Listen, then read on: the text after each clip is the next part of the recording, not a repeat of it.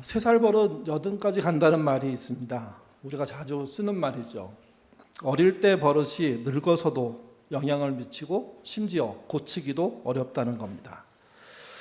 이 말은 또 이런 말이 됩니다. 3살에 버릇이 생겼으니까 그게 여든까지 갔으니까 가장 오래된 버릇이 3살에 든다는 겁니다. 그야말로 영향이 막강합니다. 왜 3살일까요? 3살 이전에 대부분의 버릇이, 습관이 생기기 때문입니다. 태어나면서부터 유전적으로나 또는 그 아이의 특질에 따라서 이미 형성된 게 많이 있습니다. 거기에 부모가 새로 들이는 습관들이 이어지면서 삶의 가장 중요한 틀들을 만드는 때가 그때이기 때문입니다. 왜 이때 생긴 습관들, 버릇들이 오래 갈까요? 이때의 버릇과 이때의 습관은 합리적인 사고에 의해서 생기는 게 아닙니다. 대단히 감정적이고 자기중심적으로 생기는 것이기 때문입니다. 그래서 자기중심성을 넘어서기 위해서는 이때 자기중심성을 넘어서는 버릇들, 습관들이 생겨야 됩니다. 아이가 어리니까 이때는 그냥 넘어가고 나중에 청소년 돼서 청년 돼서 그때 가르치지 이미 늦습니다. 청소년과 청년 그 이후에 생기는 것은 사실은 3살에 생긴 버릇의 연장선상입니다. 조금 더 나을 수도 있지만 더 나빠질 수도 있다는 거죠. 생각하고 말을 하기 시작하긴 그 어간에 생기는 그 버릇, 그래서 중요합니다. 정말 가르칠 것은 그때 집중적으로 가르쳐야 하고 그 다음에 4살, 5살, 6살 때 반복하는 겁니다. 이때 좋은 버릇이 들으면 좋은 청소년이 됩니다. 청소년기가 없고 갈등기가 없다는 뜻이 아닙니다. 그 과정들을 거치면서 스스로 좀 더 나은 사람으로 가죠.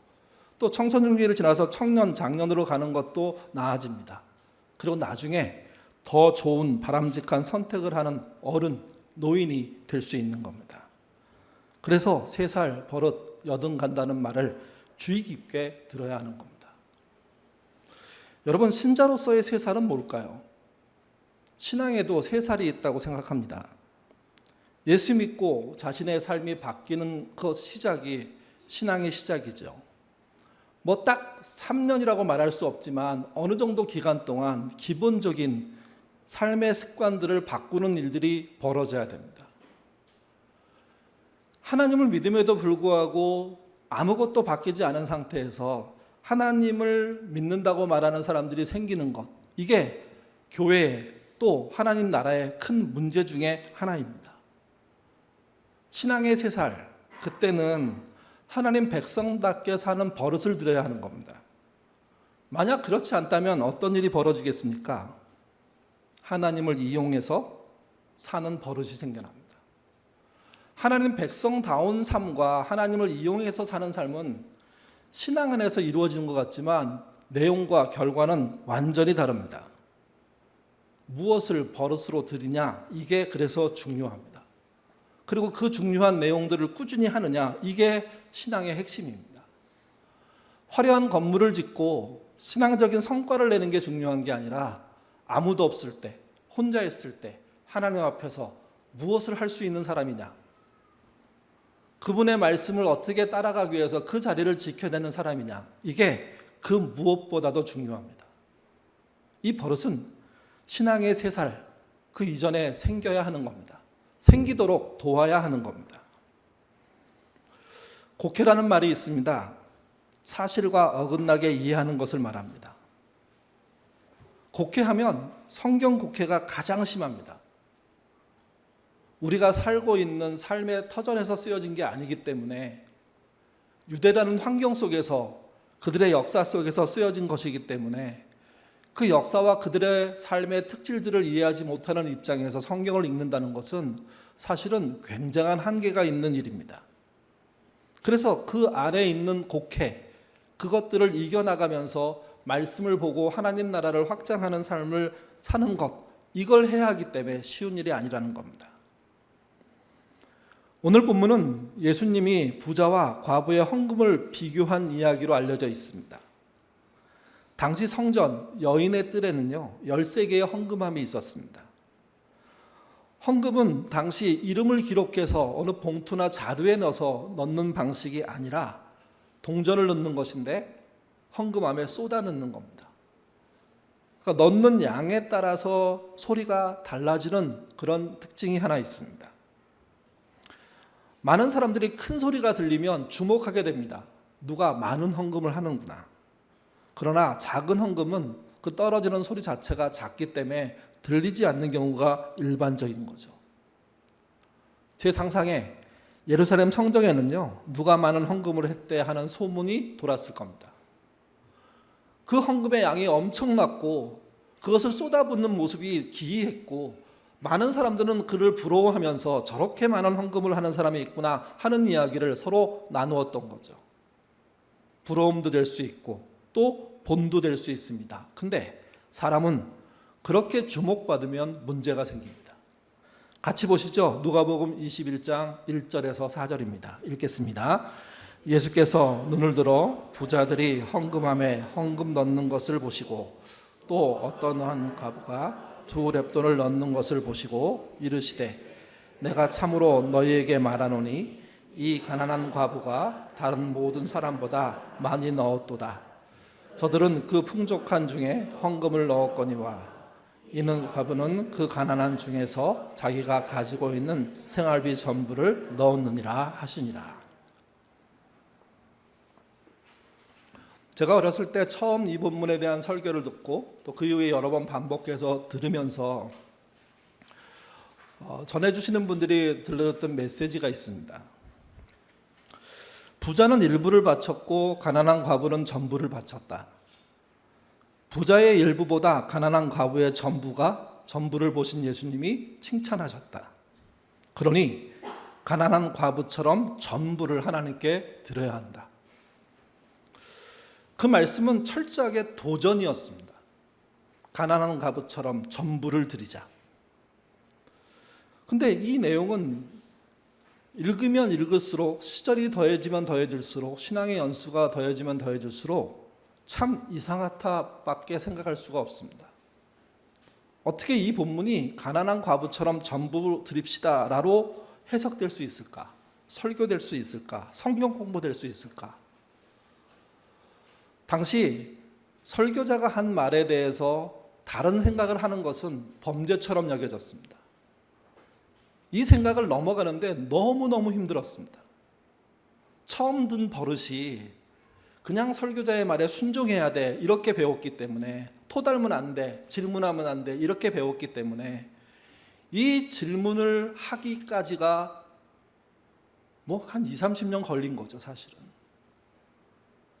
어느 날 문득 다른 질문이 생겼을 때 내가 잘못하는 거 아닌가? 범죄하는 거 아닌가?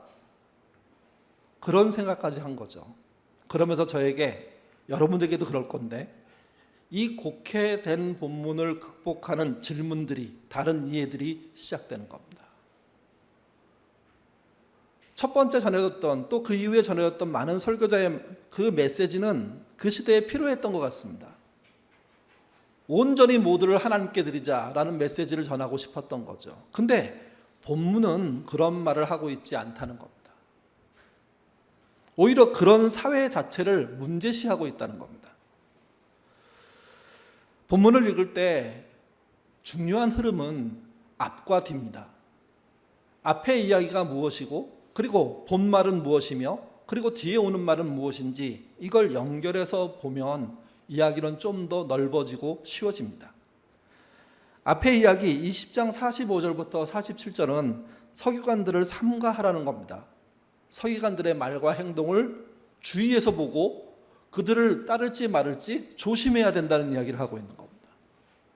실태를 파악해야 되고 그 실태에 따라서 행동하는 신앙, 이게 필요하다는 거죠. 그리고 21장 3절에서 6절은 성전의 붕괴입니다. 부자의 헌금과 가난한 자의 헌금이 뭐랑 관련되어 있냐면 서기관의 잘못된 삶과 관련되어 있다고 얘기하고 또 하나 성전의 붕괴하고 관련되어 있다고 얘기합니다. 그냥 누군가 헌금한 건데 누구는 많이 하고 누구는 적게 한 건데 근데 성전 붕괴로 연결시키는 예수님의 이 희한한 해석, 희한한 흐름, 이걸 우리가 주목해서 봐야 하는 거죠. 본문에는 3명이 등장하고 한 장소가 나옵니다. 3명은요, 서기관들, 그리고 부자들, 그리고 과부입니다. 과부 앞에는 가난한 과부 이렇게 쓰여져 있습니다. 그리고 장소는 성전입니다. 셋의 행동이 성전의 운명하고 관련되어 있다는 겁니다. 셋의 일상이, 그의 종교 선택이, 사회생활이, 직장생활이 성전의 운명하고 관련되어 있다는 얘기를 하고 있는 겁니다. 먼저 서기관을 살펴보겠습니다. 20장 45절에서 47절입니다. 읽겠습니다. 모든 백성이 들을 때 예수께서 그 제자들에게 이르시되 긴 옷을 입고 다니는 것을 원하며 시장에서 문안받는 것과 회당의 높은 자리와 잔치의 윗자리를 좋아하는 서기관들을 삼가라. 그들은 과부의 가산을 삼기며 외식으로 길게 기도하니 그들이 더 엄중한 심판을 받으리라 하시니라. 서기관은 율법을 가리키는 선생님입니다. 유대교의 핵심 역할을 하는 분들입니다. 가르치는 자는 옛날이나 지금이나 권위가 있는 자리를 갖고 있는 사람들이죠. 그래서 그들은 평상시의 옷과 다른 긴 옷을 입혔습니다. 사회적으로 결정한 일이고 오랫동안 해온 일입니다. 그러니까 긴 옷을 입었다는 것으로 시비를 걸 수는 없습니다. 그들의 문화가 그러니까 서기관은 다른 옷을 입고 일상을 산 거죠. 문제는 그 긴 옷을 입은 그들이 시장에서 문안을 받습니다. 회당의 높은 자리에 앉습니다. 가정에서 잔치가 열리면 윗자리에 앉는 겁니다. 이 세 행동은 사실은 자연스럽게 일상에서 있을 수 있는 일들입니다. 근데 그 뒤에 이런 말이 붙어 있습니다. 좋아한다고요. 그것을 능동적으로 자신의 소유로 생각하고 누려야 될 것으로 생각하고 좋아하고 있다는 겁니다. 너무 좋아서 일 없이 시장에 서 있는 거죠. 너무 좋아서 회당과 가정의 높은 자리를 사수하기 위한 노력과 수고를 아끼지 않고 자기의 자리를 더 높게 표현하기 위해서 많은 꾸밈들을 하는 삶을 사는 것을 이야기합니다. 자기가 하고 있는 것을 좋아하는 게 뭐가 문제입니까? 문제는 좋아할 만큼만 좋아하고 그 다음은 자기의 위치가 평범해지도록 다른 동료들과 같은 자리에 있도록 내려가는, 아니 아예 내려온 삶이 돼야 되는데 그렇지 않다는 거죠. 이 좋아함이 문제입니다. 좋아함은 과장으로 연결되고요, 과대해집니다. 과대해지고 나면 처음에 작은 자기의 모습, 가장 작았을 때 나를 부르신 하나님의 모습이 사라진다는 겁니다.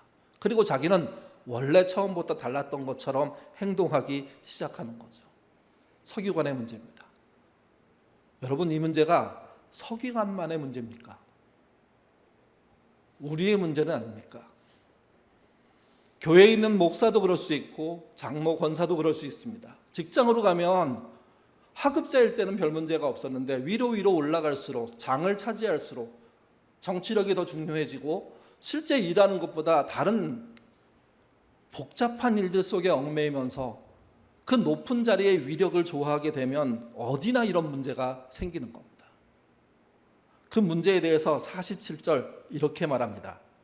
아까 읽은 말씀인데요, 47절 안 나오나요? 제가 읽겠습니다. 그들은 과부의 가산을 삼키며 외식으로 길게 기도하니 그들이 더 엄중한 심판을 받으리라. 느닷없이 등장한 말이 있습니다. 그들은 과부의 가산을 삼킨답니다. 여기 등장하는 과부는 뒤에 가난한 과부하고 좀 다른 과부라고 이해할 수 있습니다. 남편이 일찍 돌아가시고 유산이 남았습니다. 과부가 의지할 곳이 남편보다는 가족에게 또는 신앙생활에 더 집중되는 모습을 갖는 그런 분들을 말합니다. 과부들의 가산이 서기관으로 넘어갔다. 이것은 그 종교 행위가 결국은 무언가를 뺏어오는 행동이 되고 있다는 겁니다. 그리고 서기관의 욕심을 채우는 행동이 되고 있다는 거죠. 메시지 번역을 한번 다시 읽어보겠습니다. 그들은 가운을 입고 다니며 사람을 같이 읽으시죠. 중요한 자리를 차지하면서 교회의 모든 행사에서 상석에 앉기를 좋아한다. 언제나 그들은 연약하고 무력한 사람들을 착취한다. 그들의 기도가 길어질수록 그들의 상태는 더 나빠진다. 마지막에 그들은 어떤 기도가 오래되면 나빠질까요? 모든 기도가 좋다고 말할 수 없습니다. 어떤 기도가 오래 하면 할수록 나빠질까요? 지난 금요일에도 말씀드렸지만 여러 답이 들어갈 수 있습니다.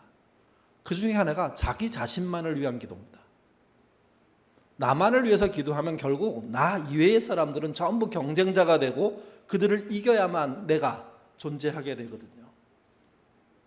교회의 어른들이란 어떤 기도를 하는 사람들이냐면 내 자식을 위해서 기도하지만요, 자식의 친구들을 위해서 기도합니다.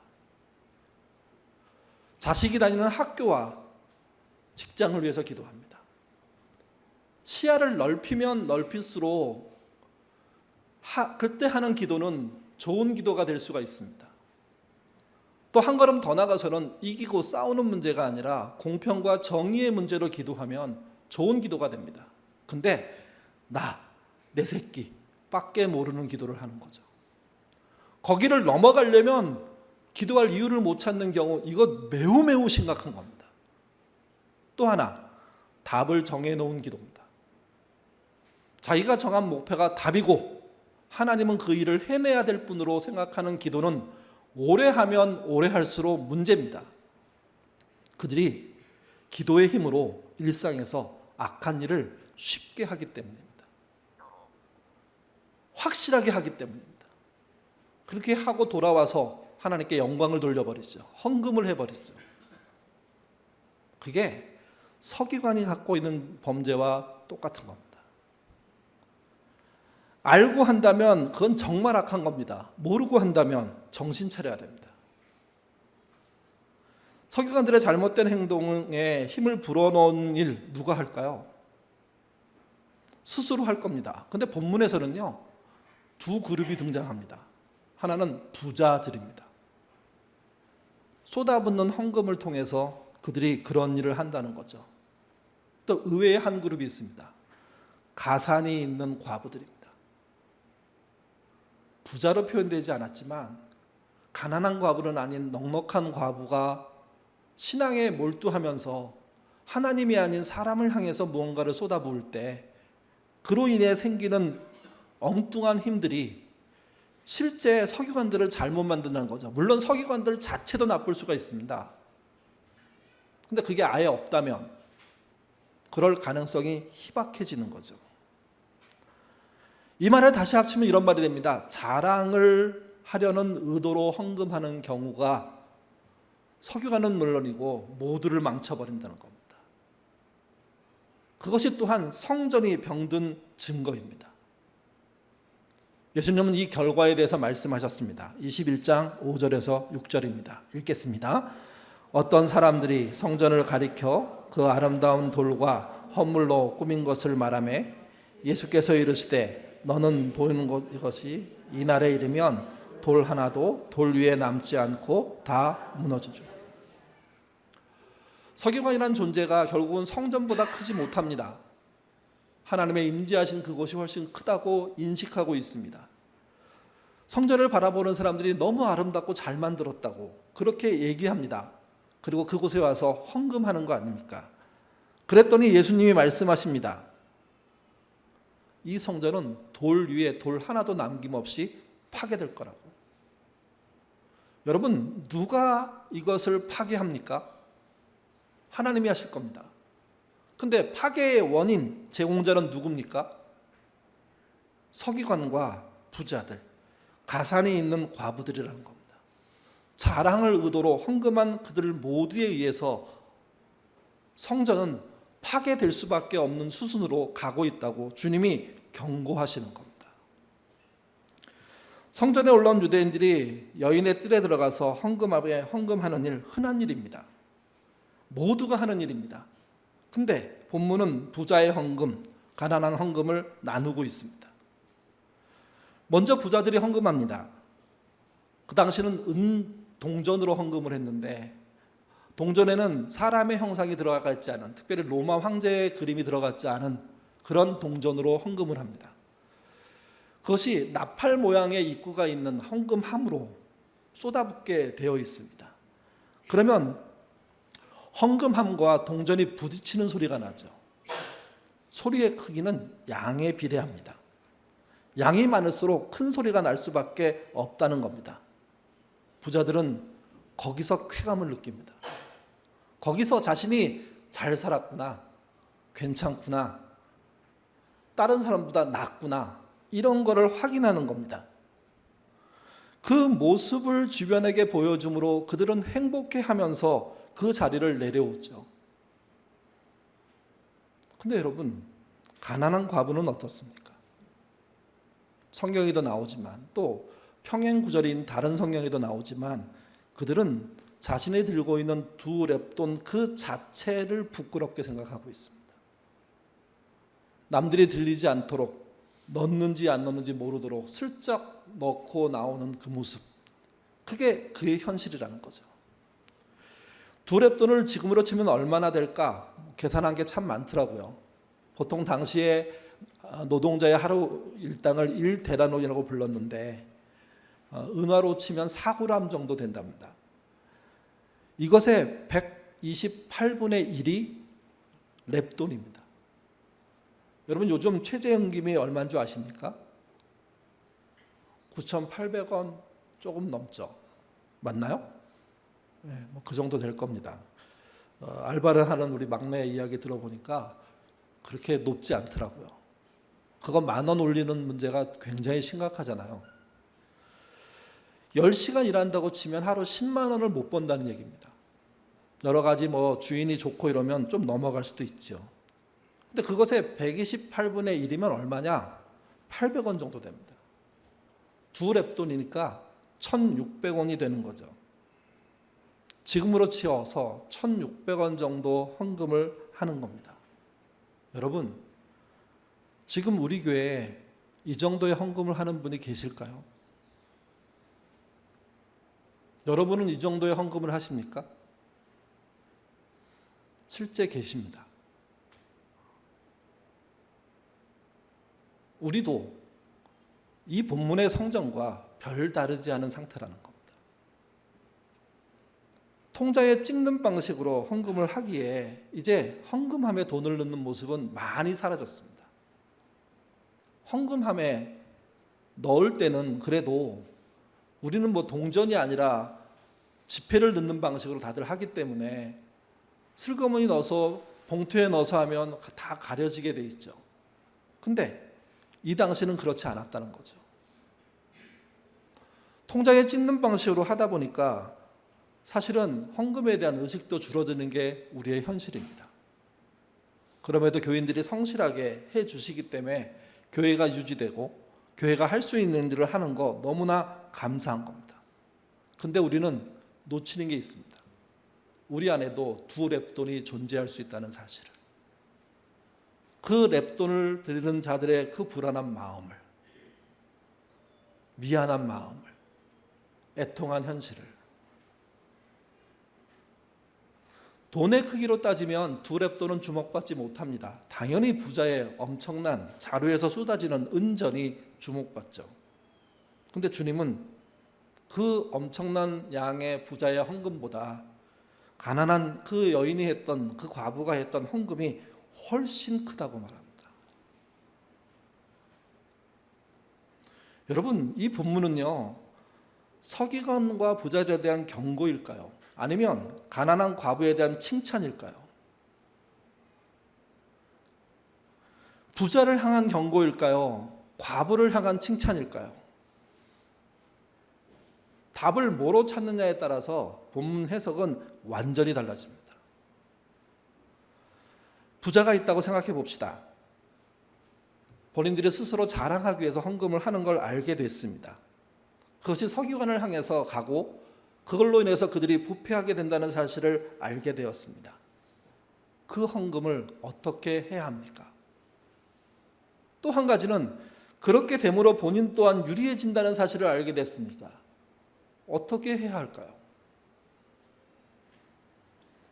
성전의 일꾼들은 그 헌금이 들어올 때, 또 들어온 결과로 돈이 쌓일 때 그 돈을 가지고 뭘 해야 합니까? 원래 성전은 들어오는 헌금을 토대로 그거를 누구에게 돌렸냐면 레위인들, 제사장들의 생활비로 돌렸습니다. 그리고 또 다른 영역으로 돈을 남겨놓고 가난한 사람을 돕는데 사용했던 게 사실입니다. 제대로 그 기능이 할 수 있도록 해야 하고, 교만한 헌금에 대해서 충분히 경고하고, 그런 행동이 부끄러운 이름을 이야기하는 그런 모습으로 가야 됩니다. 그리고 하나 더 나가야 될 게 있습니다. 성전에 와서 헌금하지 않아도 일상에서 가난한 과부가 살아갈 터전을 만드는 마을을 만들어내는 방식으로 해내야 되는 겁니다. 문제는 그 사회가 그런 일이 전무하다는 거죠. 2렙돈 들고 와서 헌금하는 그가 돌아가면서 내일은 뭐 먹어야 하는 걱정을 하고, 혹시 생명을 끊을까 하는 걱정을 할 수도 있는데, 그런 현실을 눈여겨볼 수 없는 그런 성전이라면, 오늘날 치면 그런 교회라면 그 교회는요, 안전하지 않다는 거죠. 신자의 실력이 뭡니까? 교회의 실력이 뭘까요? 마을과 정부의 실력은 또 뭡니까? 본문이 말하는 신자의 실력, 교회의 실력, 그리고 마을과 정부의 실력, 그것을 찾는 게 이 본문에서의 방향입니다.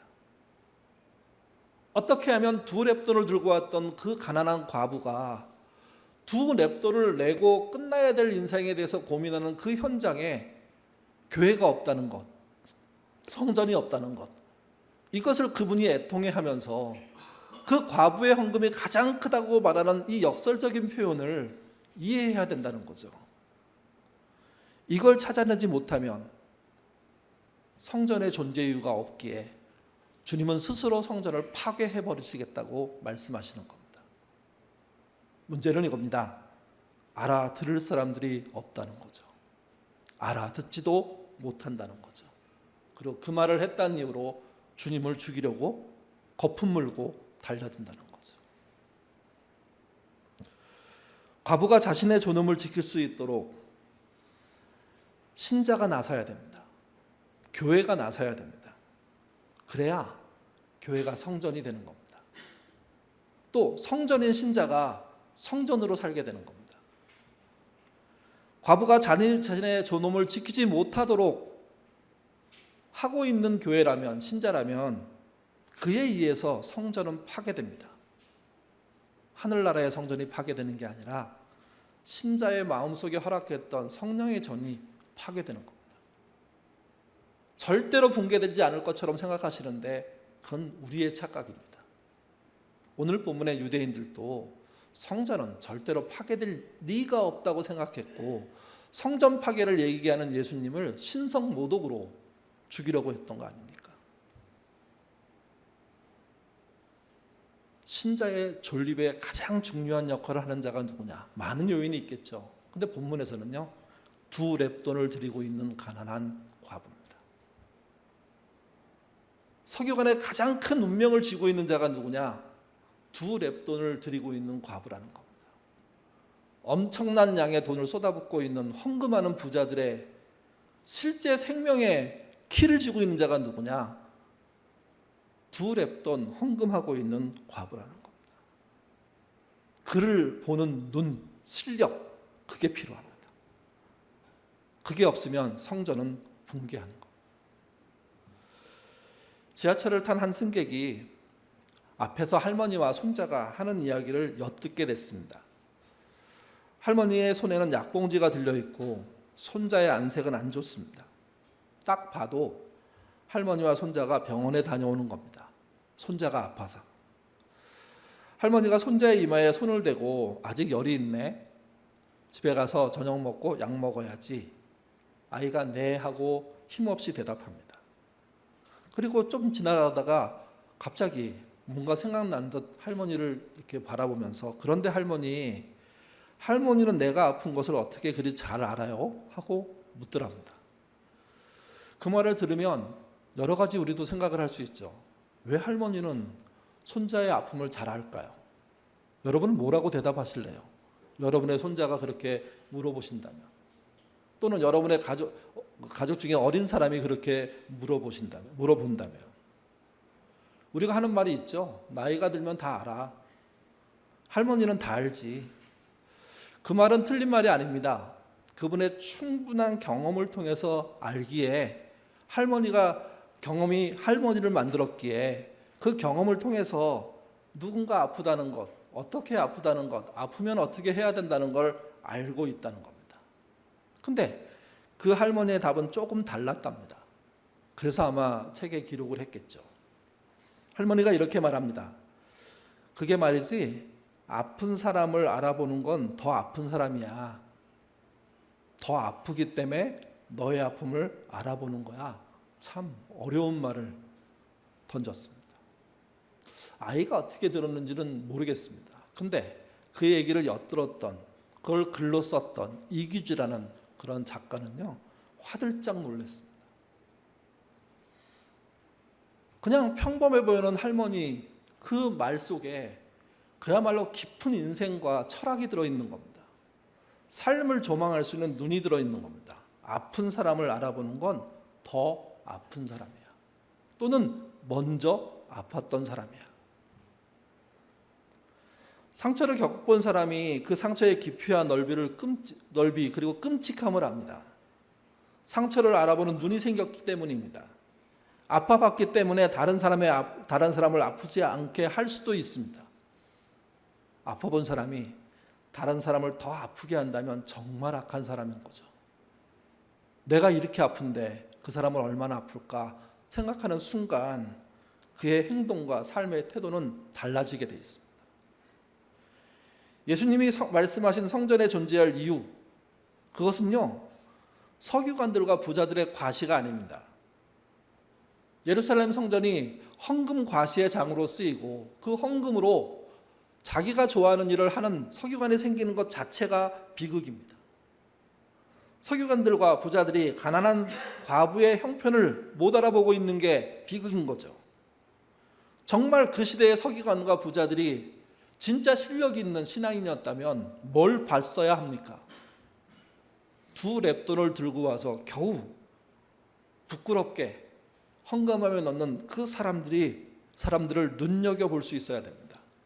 그걸 볼 실력이 있어야 여러분, 그 당시의 성전이 살아나는 겁니다. 이런 실력의 전통이 어린 세대에게 전달돼야 되는 겁니다. 자신은 80년 걸려서 깨달았다면 자신의 자식과 손주들에게는요, 더 일찌감치 깨닫도록 그 실력을 전수하는 그 눈과 마음의 태도, 좋은 대학, 좋은 영향력이 있는 사람이 되는 것도 중요하겠지만 주변에 2렙돈 겨우 들고 움직이는 사람들의 삶에 대한 시선과 마음씀이 훈련돼야 되는 거죠. 젊은 서기관들과 젊은 부자들에게 노인된 서기관들과 노인된 부자들이 너희가 정말 중요하게 생각해야 될 건 2렙돈의 과부야. 내 주변에 약한 자들이야.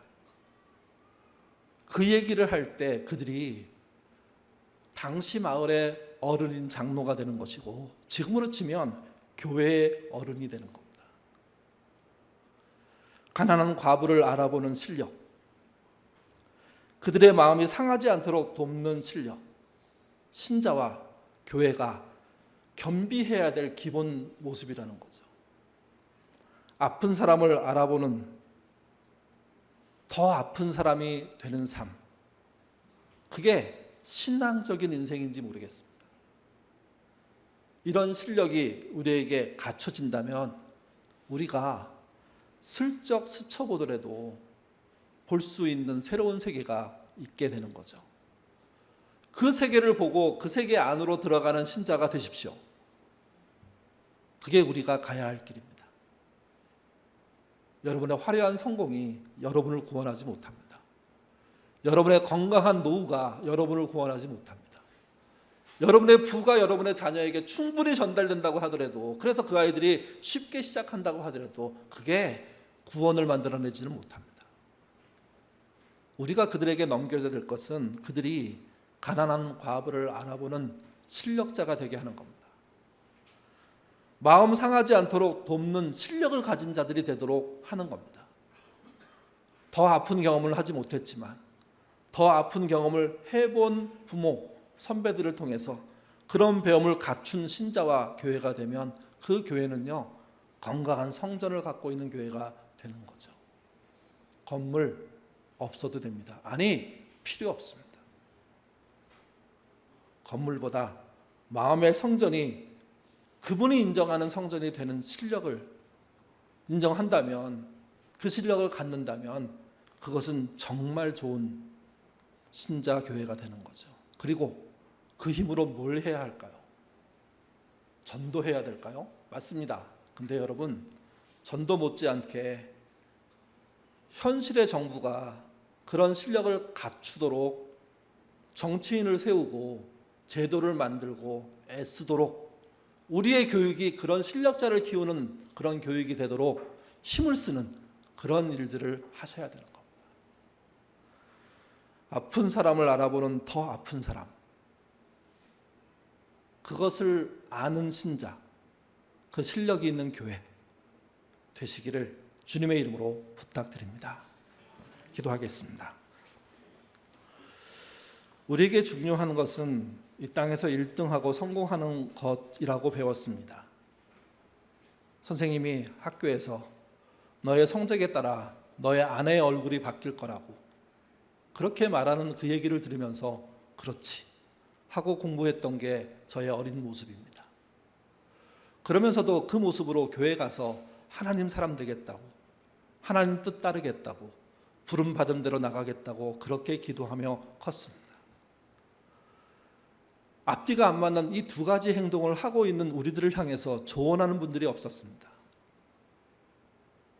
그저 열심히 공부해서 좋은 대학 가, 그게 하나님께 영광이야. 좋은 직장 다녀, 그게 하나님께 영광이야. 직장에 취직해서 첫 달 월급을 탄 선배가 전액을 하나님께 헌금하는 모습을 봤습니다.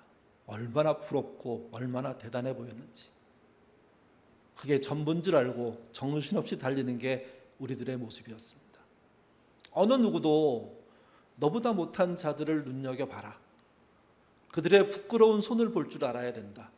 그들이 마음 다치지 않도록 돌보는 일에 관심을 갖고 해내야 된다 말해주지 않았습니다. 주님이 2000년 전 이미 오늘 본문에서 그런 이야기를 하고 계셨는데 우리는 그 이야기까지도 과부처럼 100% 헌신해야 돼라고 곡해했던 게 우리의 모습입니다. 이제 돌려놓게 하옵소서. 이제 정말 가난한 과부를 볼 수 있는 실력을 갖춘 신자가 되게 하옵소서. 마음 아프지 않게 도울 수 있는 실력 갖춘 우리가 되도록 하나님 인도하여 주옵소서. 예인교회 신자와 예인교회 교인들이 이런 교회, 이런 신자의 모습으로 커가게 하옵소서.